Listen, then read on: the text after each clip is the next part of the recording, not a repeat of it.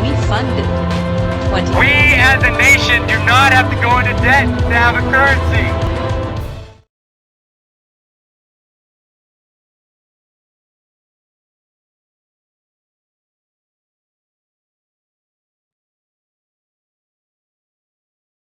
I wanted to take a minute to relay two JFK researcher jokes. I don't know too many, but one is that two Secret Service agents walk into a bar, and one of them orders a Lee Harvey Wallbanger, and the bartender says, "One shot or two?"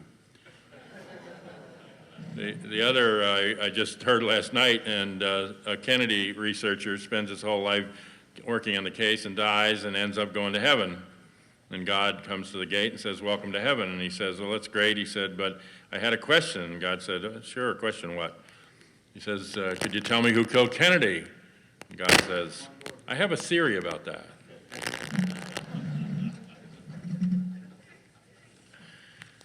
So I recently spoke to a college student and mentioned the name of Lee Harvey Oswald. He asked me what he was known for. You know, we're passing into a new era, and the Kennedy assassination may seem to the current generation as some irrelevant, if interesting, historical tidbit, much as the Lincoln assassination seemed to my generation.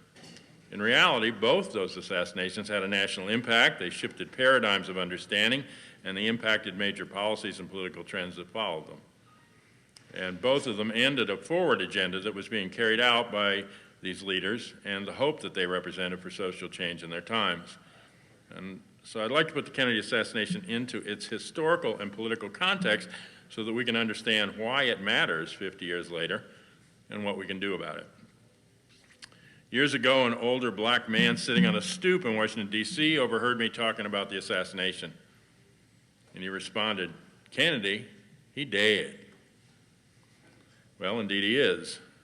But more died on November 22nd than the handsome and energetic President of the United States, far more in my view.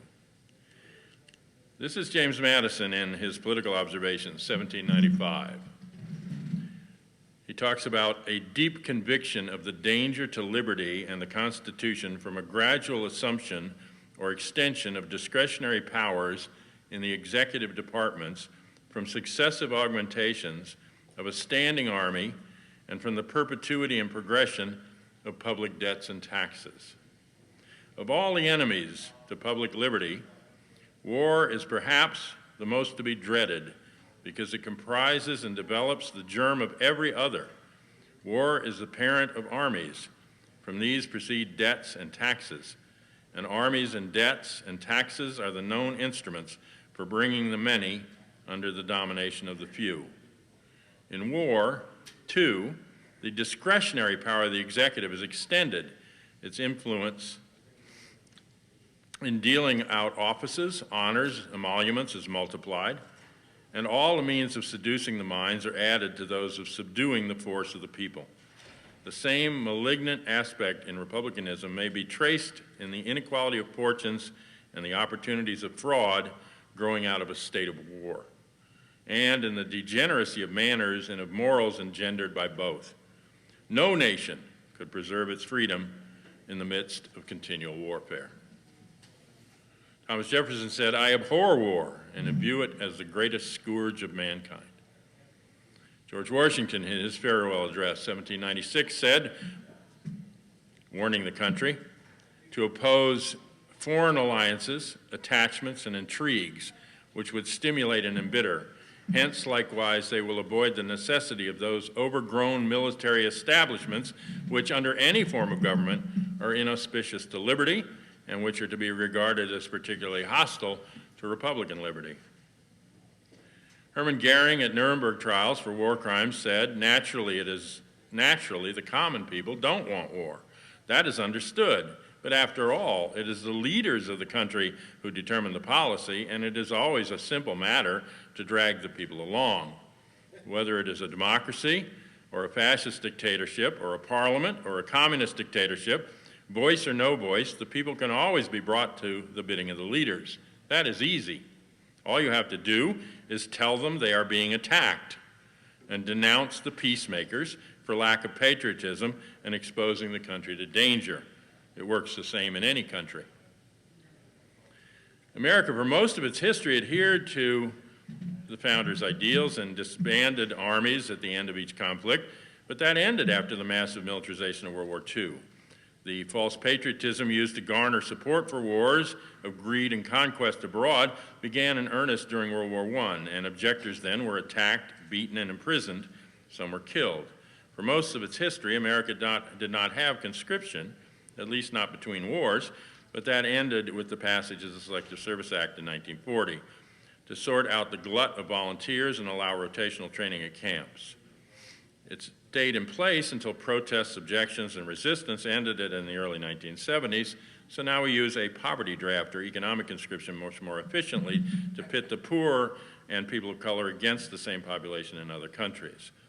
President Eisenhower, a decorated World War II combat general, in his farewell address in 1961 warned, "Until the latest of our world conflicts, the United States had no armaments industry. American makers of plowshares could, with time and as required, make swords as well. But now we can no longer risk emergency improvisation of national defense, so we've been compelled to create a permanent armaments industry of vast proportions. Added to this, 3.5 million men and women are directly engaged in the defense establishment. We annually spend on military security more than the net income of all United States corporations. This conjunction of an immense military establishment and a large arms industry is new to the American experience. The total influence, economic, political, and even spiritual, is felt in every city, every state house, every office of the federal government. We recognize the imperative need for the development, yet we must not fail to comprehend its grave implications.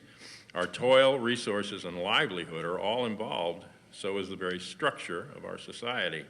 In the councils of government, we must guard against the acquisition of unwarranted influence, whether sought or unsought, by the, and this is the first draft, military-industrial intelligence complex.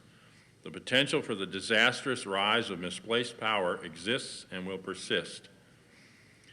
We must never let the weight of this combination endanger our liberties or democratic processes. We should take nothing for granted. Only an alert and knowledgeable citizenry can compel the proper meshing of the huge industrial and military machinery of defense with our peaceful methods and goals so that security and liberty may prosper together. With the inception of the Pentagon in 1948 and the national security state in the same year under President Truman, these trends began in earnest. The Cold War sustained the lie for a need to continue the arms race and hostile foreign policies that included assassination and establishment of dictatorships, as well as an alliance with the Nazis that we considered enemies in World War II in the name of opposing communism. It provided a framework to crush labor unions and popular dissent in the 1950s. It led us into Vietnam and many other covert and overt wars abroad. It justified the huge military and intelligence budgets that cut into social services, human developments, and economic prosperity. America failed to heed Eisenhower's warning, and a huge armaments, aerospace, oil, land speculation economy grew in the Southern Rim, rising to power, in my view, on November 22, 1960. Social services, human developments, and economic prosperity. America failed to heed Eisenhower's warning, and a huge armaments, aerospace, oil, land speculation economy grew in the Southern Rim, rising to power, in my view, on November 22, 1963, with the assassination of John F. Kennedy by a military coup d'etat. Kennedy was working at the time to end the Cold War, to reach détente and a lasting peace and cooperation in space with the Soviet Union. His June 10 talk, months before his death, to the graduating class at American University, laid out a path to peace that was then abandoned. He had saved the world from a nuclear holocaust during both the Bay of Pigs fiasco and the Cuban Missile Crisis, when he communicated directly with Khrushchev instead of listening to General Curtis LeMay and other Joint Chiefs who wanted to go to global nuclear confrontation. LeMay stormed out of the Missile Crisis meeting saying, "We have to get rid of those sons of bitches," meaning the Kennedy brothers. Kennedy realized he had been lied to by the CIA and the Joint Chiefs in the Bay of Pigs matter when they tried to force his hand to bring U.S. air support to the rebel groups. He fired CIA directors, including Allen Dulles, Charles Cabell, Richard Bissell.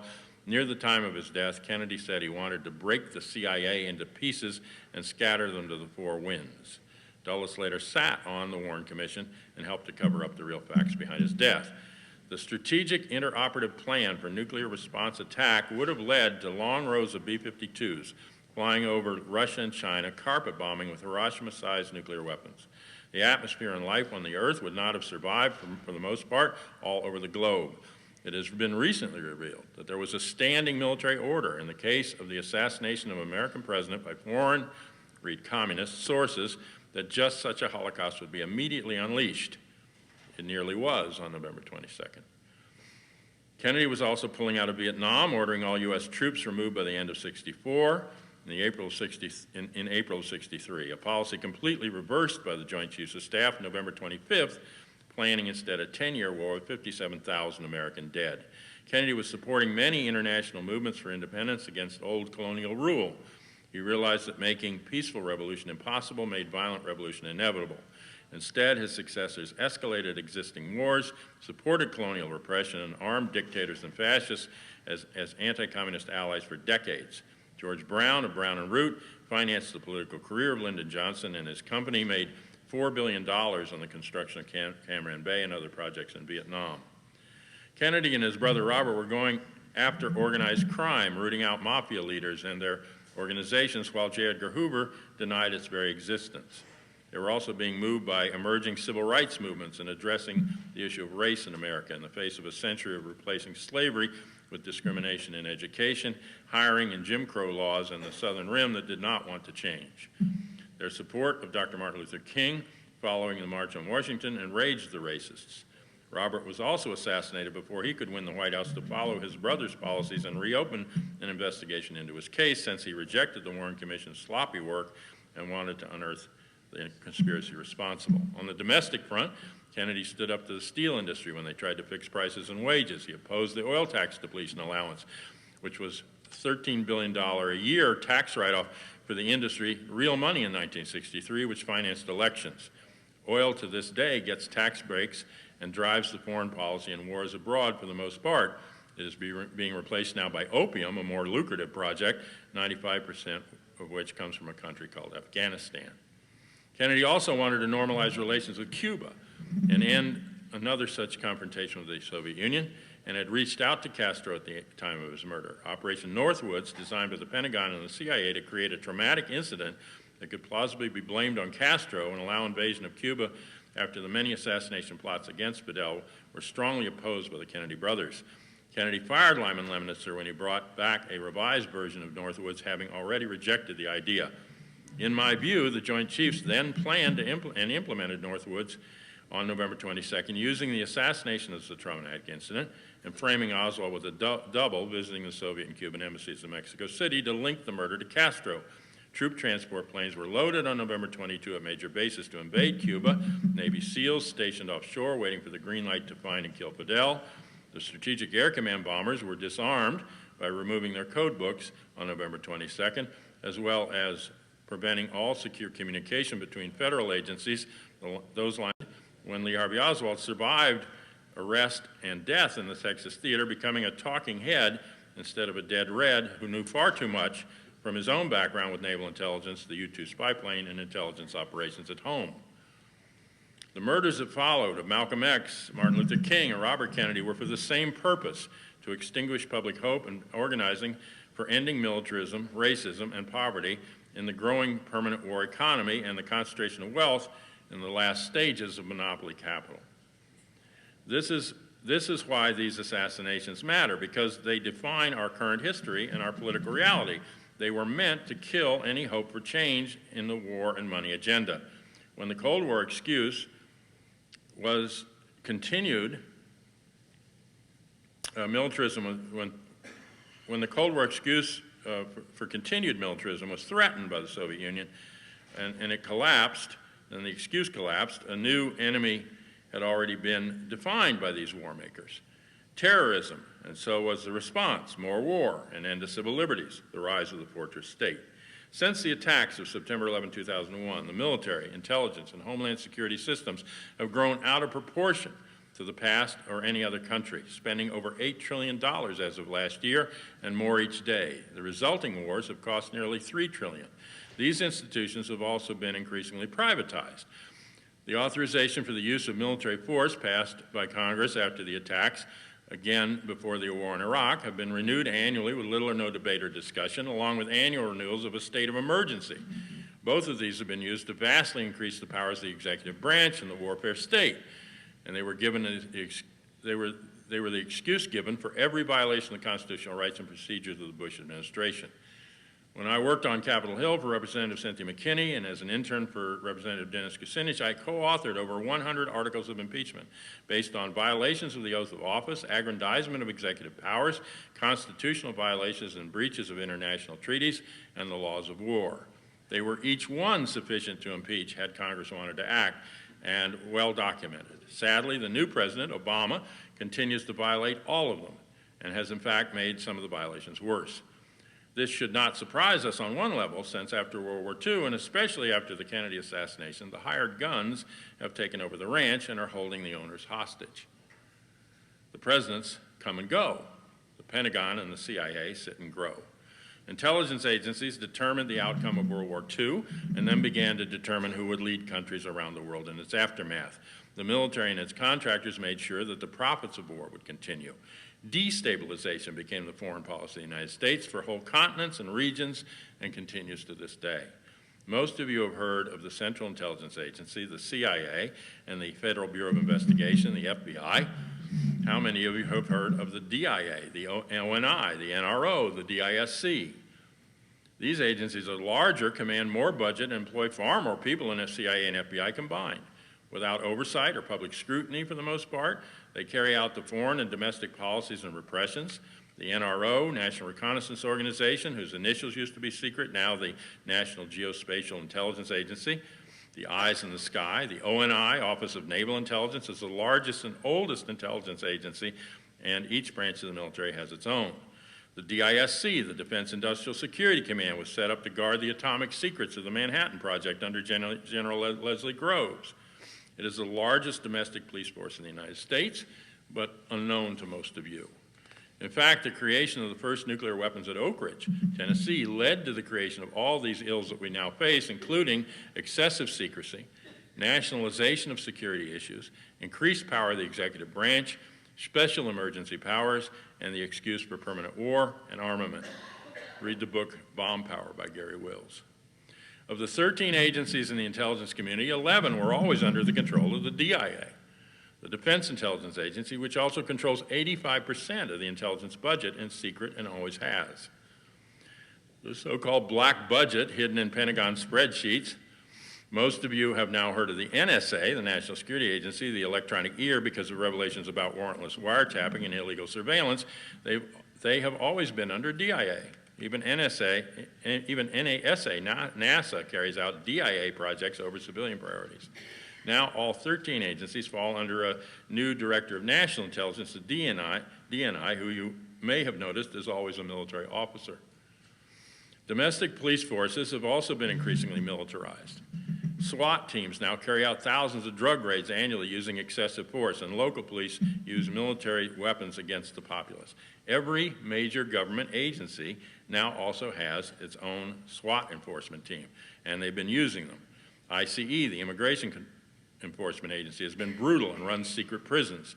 This trend began with the use of military weapons and tactics under COINTELPRO and the Joint Task Force approach against the Black Panthers, the SLA at Wounded Knee, Waco, and the Move House in Philadelphia. Top Secret America by Dana Priest and William Arkin outlines the massive growth of privatized intelligence function, including farming out security clearances, which led in part to the Snowden situation. In Arkin's new book, American Coup, he outlines the role of continuity of government planning since World War II and the threat it poses now to democracy and the Constitution. The plans for nuclear war led to doomsday provisions. These grew into more elaborate plans that now link to natural disasters, mass protest or rebellion, outbreaks of disease. In the 1950s, the McCarran Act allowed indefinite detention in special camps of, quotes, anyone who might possibly be thinking of probably committing any act of espionage or sabotage against the United States or planning to overthrow the government. And they could be detained without access to habeas corpus or trial by judge or jury. 36 former Japanese confinement camps, abandoned military bases, and other sites were designated as security prisons for this purpose. 13 of them were opened up and prepared for service just before the Kent State shootings by National Guard units. The executive branch has renewed this power of suspending habeas corpus and effected many secret imprisonments and indefinite detentions in undisclosed locations, as well as illegal renditions away from justice since 9/11. Elaborate plans for martial law were developed. The Tom Charles Houston Plan, revealed during the Watergate hearings, is a blueprint for much of our current excess. I suggest you go back and read it. A similar plan was hatched by Oliver North during Contragate, never revealed. The special protocols regarding continuity of government, which was declared on 9/11 and never publicly revoked, have been denied any congressional oversight or knowledge. Continuity of government effectively suspends the Constitution, picks an elite group under the Pentagon, FEMA, and the National Security Council, some executive branch and agency personnel, and a few members of Congress to run the country from an undisclosed location for the duration of the emergency. Some of you may recall the Washington Post headline, October of 2001, "Shadow Government Operating in Secret." Cheney and Rumsfeld designed these plans during the Reagan years in response to the Church Committee. If they ever declare code red, over 150 federal authorities are shifted, all mail, media, and even highways come under direct military control. A special White House crisis management or emergency operations unit creates the conditions for continuity of government. Congress is considered irrelevant in the planned scenarios, as are the rest of us, save for those targeted for detention camps. If the Capitol was a target and all of Congress died, official plans suggest there wouldn't be any need to replace them until the declared emergency is over. The emergency of 9/11 has been renewed annually since then. FEMA held readiness exercises annually. Rex 84 was a martial law scenario rounding up Salvadoran immigrants and U.S. citizens who might protest U.S. policies in those countries. As an example, all these involve martial law plans. FEMA currently has camps set up and plans for Operation Endgame, detention and mass deportation of millions of immigrants. Special militarized police forces are being trained for these operations. President George Herbert Walker Bush created a civilian reserve corps, recruited at gun shows to be deputized and armed in the case of emergencies here or abroad that required the National Guard units to be deployed, leaving local armories and anti-riot functions to these untrained volunteers after a week of training at a military base. They would have power to use lethal force. RAND Corporation studied the transition to counterterrorism in the 1980s with the Army War College and the response to each level, conventional weapons and bombs, chemical biological attacks, and nuclear weapons, escalated the clampdown, suspended the Constitution, put the military in control. Remember the military raids in Boston neighborhoods after the Marathon bombing? That is a planned response, and not random. They're testing it. People say that in America, someone will always disagree, and that it will always talk. I'm sorry, someone say in America, someone will always talk, and that it is impossible to keep anything secret. Well, I disagree. We carried on a 10-year covert war in Laos in complete secrecy, a bombing war in Laos in secrecy. But it is harder now with the internet and cell phones and mass communications to keep everything secret. The creation of the national security state, the massive classification of secrecy powers given to the agencies in the military, led to an effective end to history. Our history has been stolen and buried from us, as well as our foreign policy and war crimes. President Obama's executive order of January 2009 demanded release of any files classified more than 25 years ago, and they'd be released immediately without further agency review. This has already been frustrated by a law that ostensibly protects nuclear secrets, but in fact slows the release of all other records. A National Declassification Center estimates that the order covered over 375 million pages, but estimates from others familiar with the real hidden archives come closer to 1 billion pages.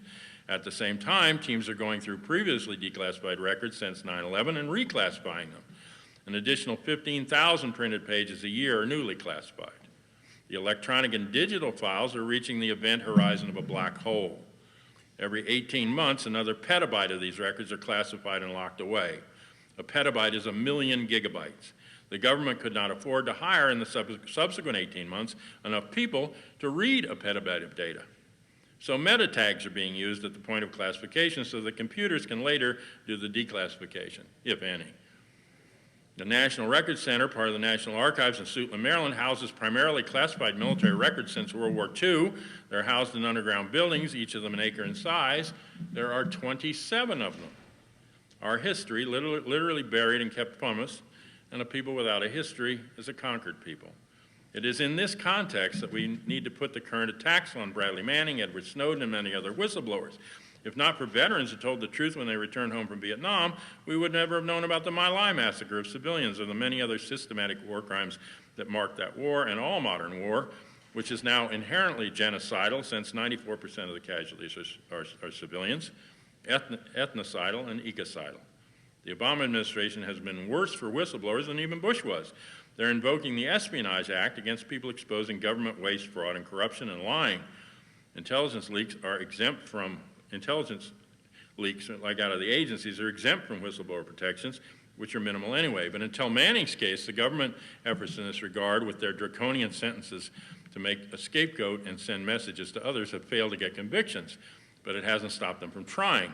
Vilification in the press, presidential statements about guilt before charges, much less trial, false assessments of the harm is caused by revealing outrageous breaches of international laws of war and crimes against humanity. Bradley Manning was put in an open cage when he was arrested by the Army in Afghanistan, like gay men were in World War II, and then tortured in his cell at Quantico by the Marines. They're treating Snowden and Julian Assange and Bradley Manning like the Emmanuel Goldstein of 1984, the enemy of the state, with constant hate week propaganda against them. If you haven't read 1984 lately or ever, I recommend it for understanding where you live now. Read The Book of Revolution by Goldstein, which Julia reads aloud to Winston. It's a good description of the last stage of monopoly capital, when surplus is destroyed rather than distributed, and permanent war leads to a fascist totalitarian state. Winston later discovers that even the Book of Revolution was written by the party in charge of the state. His job is to put inconvenient truths, photos, and facts down a memory hole at the Ministry of Truth. Another employee, Sims, has the job of reducing the number of words in the dictionary to prevent thought crime, since without a word there would be no concept. A few years from now, Winston, Sims says, we will not even be able to have this conversation. We are fast becoming post-literate, post-historical, and increasingly post-scientific and post-rational. Those who research and part the veil of lies to wake us up from the nightmare. In a time of universal deceit, Orwell said, telling the truth is a revolutionary act. And Martin Schatz, in his book, History Will Not Absolve Us, says that the political paralysis in America is based on the fact that we are allowed to believe anything but to know nothing. If we cannot know, we cannot act. But even in the face of this, some of us speak the truth to power. Some of us make the demands the power will never concede without. As Frederick Douglass noted long ago, despite all of this, there is a tradition of democracy and freedom, a potential, and the tools of communication available that makes it possible to reverse these trends and create a way out of this morass of fear and lies and hopelessness that we are fed. We have more options than most people in the world to make a democracy a reality for all, not a code word for government control and what Buckminster Fuller in his last book called the gross universal cash heist. Vincent Salandria, an early critic of the Warren Commission, the official version of the Kennedy assassination, argues that the murder is not a mystery that cannot be solved in our lifetimes, but was instead meant to be transparent in its implication of the national security and warfare state. Our confusion and denial over 5 decades are based on what the acceptance of that reality means and what we are then responsible to do if we wish to live in a democracy or even a society based on law. But until we face it, we remain in the paralysis that Schatz has described. Once we do, however difficult it may seem, we can and must respond. Once we admit that our democracy and hope for the future has been stolen, we can work to take it back and confront the lies and the false values that we suffer from. Thomas Jefferson said, and Chris had it in his slideshow, that given the choice between a government without a newspaper without a government, he would always choose the latter. He understood that the flow of information is more central to the democratic process than the machinery used to carry out the popular will. Sadly, the two institutions central to this flow, education and the media, which were designed as commonwealths that belongs to all of us have instead been corrupted and monopolized to serve corporate interests and the machinations of the intelligence and military disinformation and propaganda necessary to control public consent for their agendas. If we want democracy, we need to restore those commonwealths. They don't own the media like they own a mine. They only monopolize the bans that are issued by the FCC. Objectively, we now have the science, the knowledge, the resources to create a better world that can use sustainable energy and safe energy and agriculture to support all life on the planet, including other species, feed, clothe, house, and even transport and entertain everyone in the world if we distribute the surplus of the wealth instead of hoarding it. And we also have the technology and communication necessary to create real, participatory, direct democracy and translate informed public will into rational policies that can end injustice and the causes of war.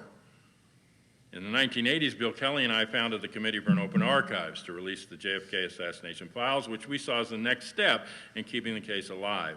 Oliver Stone's film generated the momentum, and the bills that we got introduced weren't moving in Congress, but that led to the JFK Records Act being passed when it came out in the film. COPA was formed in large part, our organization, to implement that act, and we now have over 6.5 million pages declassified, not all of them.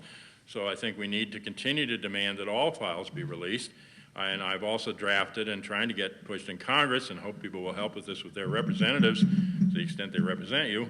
I always draft a Martin Luther King Records Act to release all the files regarding Dr. King, including those church records that Rex Bradford showed aren't out yet on COINTELPRO and all this.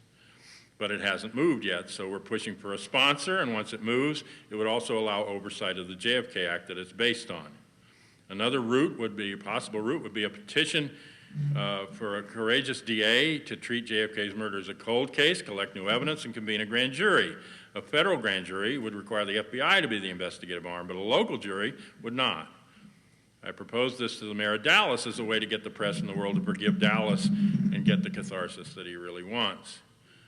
Someone last night was suggesting perhaps a Truth and Reconciliation Commission, except I think that people come to those after they're taken out of power. And these people are still in power. So I don't know what the momentum would be outside of immunity. We are holding a moment of silence this year, and we did it. We're visible. And I think visibility on this issue makes a difference. I appeal to people everywhere to hold their own moment of silence, and do, even if you can't get to COPA, wherever you are, to do that. And those efforts succeeded. We got out into the press, and we were visible. And I'm working, as you know, to create this Museum of Hidden History in Washington, D.C., because that's the audience that we need to reach, not the choir, but just the people coming. And the fact that it's hidden is going to make people peek in the door to see what it is. Okay, so that's the hook, but we can get people in and teach them the real history that's hidden to them by this country and by their perspectives and all the different levels of how you look at history. By demanding a resolution of the Kennedy assassination through full release of records, a grand jury, or these processes, we could begin the process of reclaiming the past as well as our future, because we can know, we can act, and we can win, in my view. We persisted. They haven't knocked us out for all of their efforts. We're still winning in the public opinion. Leonard Cohen sings that love is the only engine of survival. Instead of alienation, lies, and fear that drive most of our lives, we could learn to adopt instead the goal of real human community. We could learn to live with each other, not at the expense of each other, and we could learn to love truth and find the courage to act on it. So I wanted to end with a quote that I like from Bob Dylan in All Along the Watchtower. "There must be some way out of here," said the joker to the thief. "There's so much confusion. I can't get no relief. The businessmen, they drink my wine. The plowmen dig my earth. But none of them along the line know what any of it is worth." "Well, no need to get excited now," the thief he kindly spoke.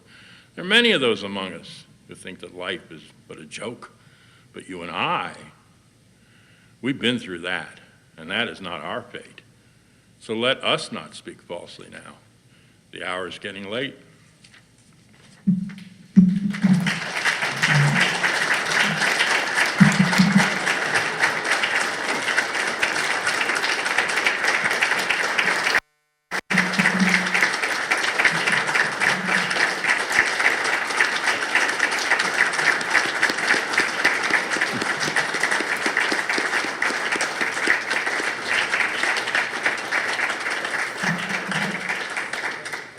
I wouldn't be here but for the early researchers and all of you. And, you know, you might not be in this building but for me and my machinations, but I think it's important that we come together and try to talk about what's real and what's left of democracy.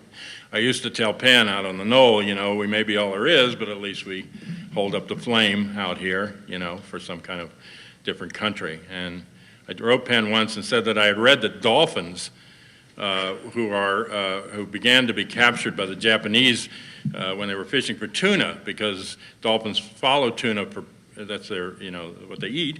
And in the past, the deep nets would come up, and the dolphins were smart enough they'd get out of the net and swim out of the net before getting caught. That the tuna weren't all that bright. But then they started shallow netting, and so the net comes up before any of the fish can realize it, and the tuna are stuck, or the dolphin are stuck there with the tuna and no way to get out. And what they observed is that knowing that the end is near, the dolphin began to swim in a vertical circle so that each one of them would have air until the end. And I told Penn that I thought if we were trapped in such a situation, he's the kind of human being that would swim in the circle and not grasp for all the oxygen himself. But I think that's who we need to be to each other. And I do think that this monopolization of capital has forced us all to have a primarily economic relation to each other. But it's not a natural relation. The natural relation is human community and cooperation. That's what Gandhi said. He said the history of the world is told in the history of wars and conflicts. He said, but the real history of the world is a history of cooperation. That's how we survived. And we need to get back to forming real and trusting human communities on all different scales in order to break this game, because this game relies on our alienation and fear. And we can play a different game. We can take out of it. And I also wanted to thank again all the volunteers, including especially my partner Marilyn Tenenoff, who, you know, you wouldn't be sitting here without her, because I had a bad arm all these months, and she really did the work. So thanks to her and to Joe Green and Randy and all the people who do tech work, Dave Starks, and all of you for supporting COPA and for coming out. We're going to try to go to Baylor. It seems that the conditions are okay for the bus to get down there. The storm's not supposed to hit till a little later. We'll leave Baylor early if we have to, if that's what the driver says, but I'm hoping we can go down there and have a dinner and see it. So those of you who got tickets, or if you want tickets now, we have some left for the Baylor bus. It leaves exactly at 2, so be back at the lobby at 2 o'clock, and we'll go down because there's fun stuff to see. Yes. No, I'll put the speech up. I'm glad to do that. You know, I'm kind of discouraged. I mean, Jack Calhoun had gotten it stuck in something that somebody else gave him, and he found it and brought it back to me. I don't know what happened to it. But I was kind of discouraged because I was hoping maybe the government came and stole it, and that they'd open up a file, because it would be one file in there where they could get real information.